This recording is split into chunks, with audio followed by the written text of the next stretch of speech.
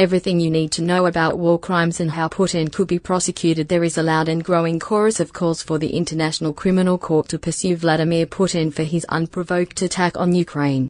The US government has formally declared that members of the Russian armed forces have committed war crimes. The top war crimes prosecutor for the ICC has traveled to Ukraine to investigate. The US Embassy in Kyiv argued earlier in the war that specific Russian attacks constituted war crimes. It is a war crime to attack a nuclear power plant, the embassy said on its official Twitter feed. Putin's shelling of Europe's largest nuclear plant takes his reign of terror one step further. Russia's bombing of hospitals and a theater where children were seeking refuge along with its suspected use of cluster bombs and so-called vacuum bombs in dense areas with many civilians have also been described as war crimes. The law is clear on this: it is a crime to intentionally target civilians. It is a crime to intentionally target civilian objects, Karim Khan, the ICC's chief prosecutor, told CNN's Anderson Cooper. But Khan added there is a burden of proof and a process that must play out. Here's a very broad look at war crimes and the international justice movement. Note, some of what's below comes from CNN's research library, which compiled information about the International Criminal Court. What is a war crime? The International Criminal Court has specific definitions for genocide, war crimes, crimes against humanity and the crime of aggression. Read about them in this guide published by the ICC.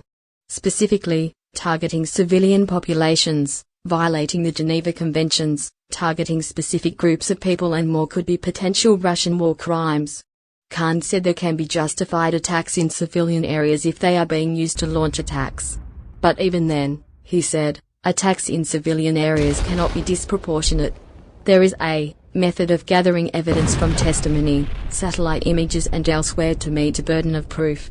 Russian President Vladimir Putin faces allegations and investigations related to the invasion of Ukraine. Russia's invasion of Ukraine has brought allegations of war crimes against President Vladimir Putin and his army, including accusations from the US, raising the question of whether he or his commanders will ultimately be charged.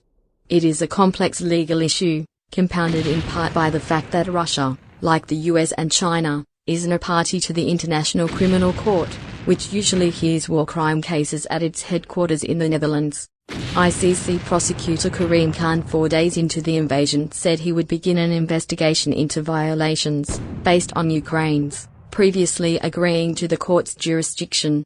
Mr. Khan traveled to western Ukraine and Poland and held a virtual meeting with Ukrainian President Volodymyr Zelensky. He said he was also seeking to meet with Russian officials. Mr. Khan said he was working to establish the truth and ensure that individuals responsible for international crimes are held accountable in a court of law. President Biden said on March 16 that he thinks Mr. Putin is a war criminal. A week later, the US government accused Russian forces in Ukraine of committing war crimes, a formal move designed to preserve information and evidence for future review. Secretary of State Antony Blinken cited reports of attacks on civilian centers including apartment buildings, schools, hospitals, civilian vehicles and more, adding the sites were clearly identifiable as used by civilians.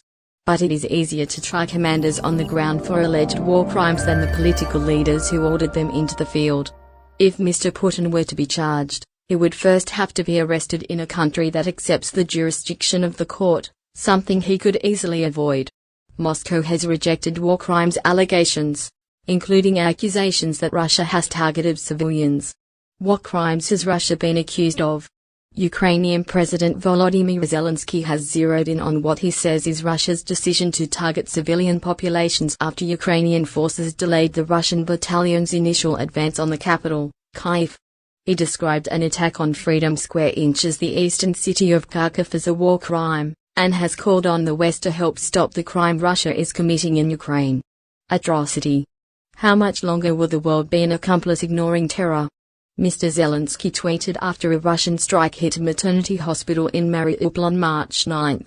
I think he is a war criminal, Mr. Biden said of Mr. Putin at the White House on March 16. Mr. Biden was speaking from what he has seen on television, which is barbaric actions by a brutal dictator through his invasion of a foreign country, said White House Press Secretary Jen Psaki.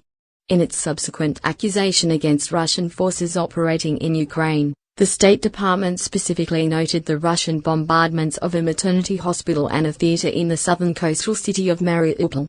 Every day that Russia's forces continue their brutal attacks, the number of innocent civilians killed and wounded, including women and children, climbs, Mr. Blinken said.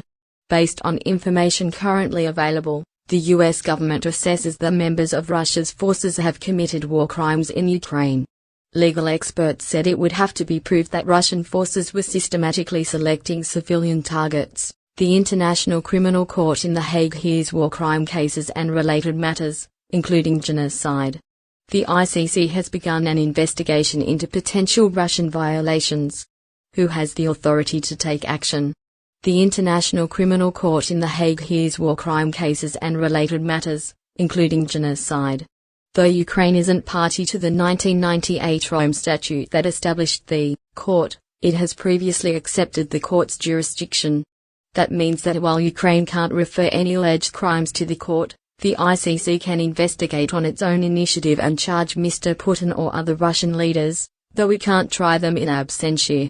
Kremlin spokesman Dmitry Peskov has already rejected the ICC's investigation, noting that Russia isn't a party to the court, having withdrawn in 2016. Ukraine has been seeking an ICC investigation since 2014, when Russia annexed Crimea. The court's prosecutor in 2018 said it found a reasonable basis that war crimes, including torture, rape and the intentional targeting of civilians, had taken place in eastern regions of Ukraine, where Russian-backed separatists were fighting the central government.